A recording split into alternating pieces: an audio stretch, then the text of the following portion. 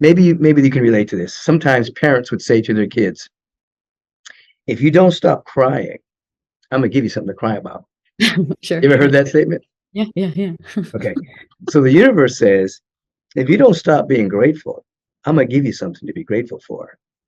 So if you hang out in gratitude, even if you don't know what you want, if you hang Mm. out in gratitude, then the universe brings you something in that vibration. And instead, it shocks and surprises you. Yeah, so gratitude and that higher frequency really helps you be in alignment with the law of receiving. How available am I to the total givingness of the spirit? There used to be a belief that it was IQ that determines a person's success. Now we know that doesn't. Harvard did a 30-year study, took the highest IQ people entering to Harvard and other colleges, and then mapped them for 30 years and showed there was no correlation between high IQ and happiness, health, or success. There's no correlation. But there was something what I call availability quotient. When you're available, you used the word surrender earlier. You're surrendering to something higher. You're yielding. Doesn't matter what your IQ is. Your availability quotient and your gratitude, your hanging in possibility thinking provides the context, the vibrational context for more good to flow into your life, you see. And so it's not IQ, it's AQ. Every time your mind looks at what you have, the law will start to become, I have $10. I have $20. I have $50. I have $100. I have, until your inner frequency starts changing from I don't have to I do have, and then more is given. Opportunities start to open up because you're feeling that you are a haver. Opportunities start to open up that brings more prosperity, more opportunities for prosperity in your life. So you don't put it into the future. Now, Because we're just energy, energy. just vibrating, and we're just matching. Why is that so hard for people to grasp? Well, people are in the conundrum of the human experience. They're daily under assault by their own minds that's been hijacked by fear, and then they're addicted to the fear because of the toxic chemicals that go through the body temple. There are people that actually are addicted to the news. There's a chemical that's released. It's cortisol. It's released. And it debilitates the immune system. It stops you from thinking coherently. You enter into fight and flight.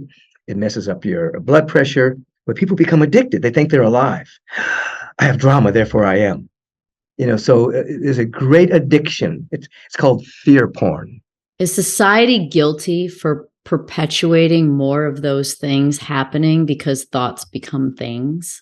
The average person is just ignorant, but there are nefarious forces that want you to buy things you don't need, that manipulate so that there's greater fear or greater sense of doubt or a greater sense of lack of self-worth, unless you're wearing this kind of perfume, driving this kind of car, taking these kind of drugs to alleviate your anxiety. So people use the power Okay. of influence. It's called malicious hypnotism, is what it's called. Mm, They, they, they become adept at malicious hypnotism, so that there's a certain level of angst that people live in. And when there's a certain level of angst, people are more easily controlled. Their mind is more easily hijacked. So we actually have to take back our mind. You said nefarious, so now I'm going to have to go down that rabbit hole. I'm going to go like wacky out there a little bit, like nefarious. So I feel like people are good. To me, in my experience, we're programmed by our environment. However, there's also belief that there are truly like evil, nefarious people, perhaps even other entities, like controlling human beings. So when you say nefarious, how far does this go, or where does this go beyond humans? Well, when I meant nefarious, I meant people that were so blind to themselves. They operate out of greed, Okay. stinginess, manipulation, control. Might makes right. There are people that live like that, and they're so cut adrift from who they are, that their choices and decisions are totally ego based. It's not we, it's a total I. I'm going to profit from this. I'm going to be successful. I'm going to control, you Mm, know. So it's nefarious in that sense. okay. In terms of outside of the human species, of course there are beings. To think otherwise would be foolish. I mean, when you look at now the new telescope that just came out, and you see trillions of galaxies, that exist. Somebody would be silly to think that the Earth plane is the only plane where there is life. It's just silliness. There's certain beings that are very highly developed, but they're underdeveloped emotionally.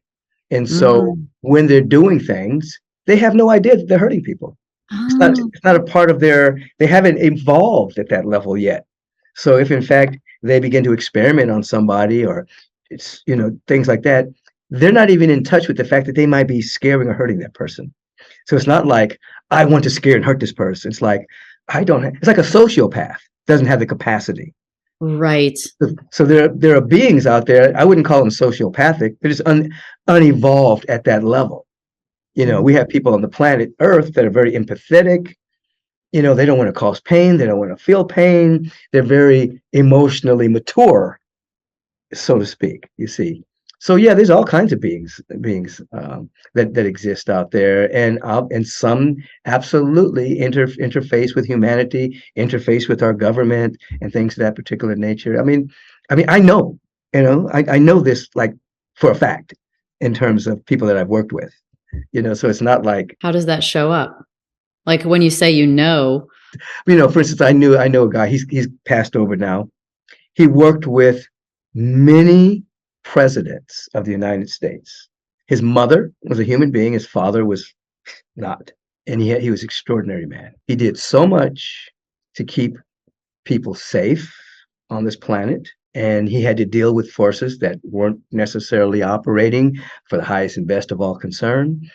And sometimes when things were happening on the planet that were very terrible or about to be terrible, and him and his people had to intervene, he would call us together.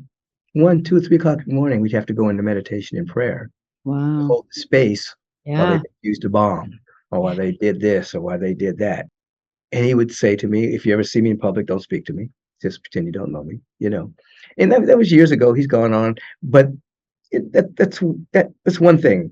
I've had other experiences, and I've had friends who've had other experiences with these with other beings. The Western world is so censored. It's so censored. The media is so censored.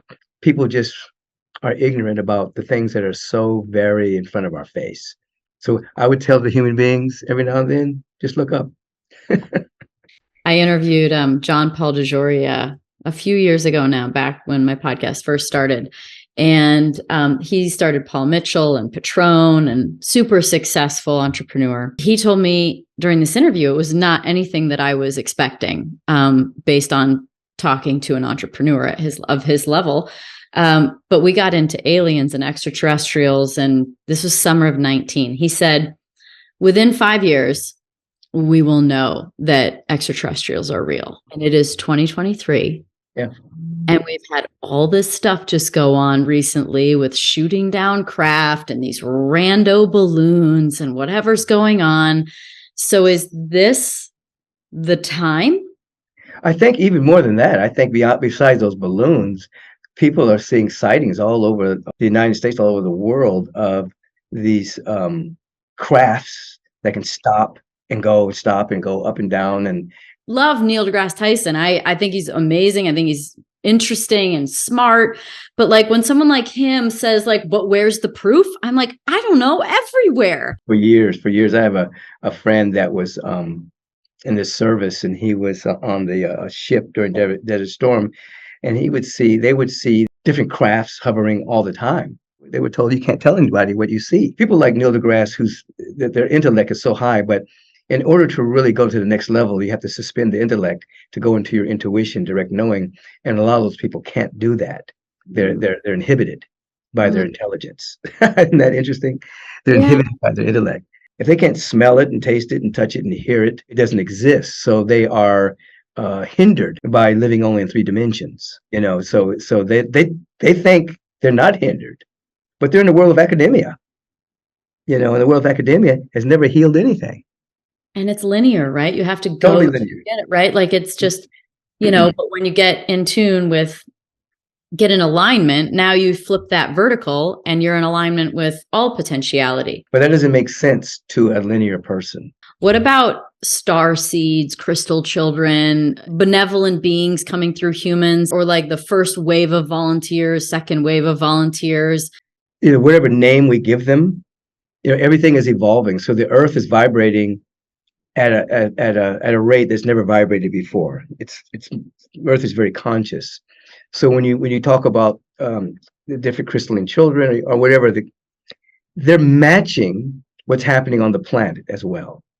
So there's an evolution that's happening with Mother Earth. And so the babies that are being born are actually matching the next frequency of the planet. So you go back a number of years ago, people were heavy materialist. Spirituality then burst onto the scene. I mean, not that it wasn't always here by certain avatars and followers, but early 80s, it went to another level. And now this conversation that we're having right now, this would have been really woo, woo, woo, woo, woo 30 years ago. Yes. Now it's accepted. Now it's accepted. It's woo woo to some people. Yeah. But, it's accepted because the evolution of consciousness has happened. So, yeah, those beings exist. They're matching the frequency of the earth. If you like this clip and you want to hear the whole episode, click at the bottom of your screen.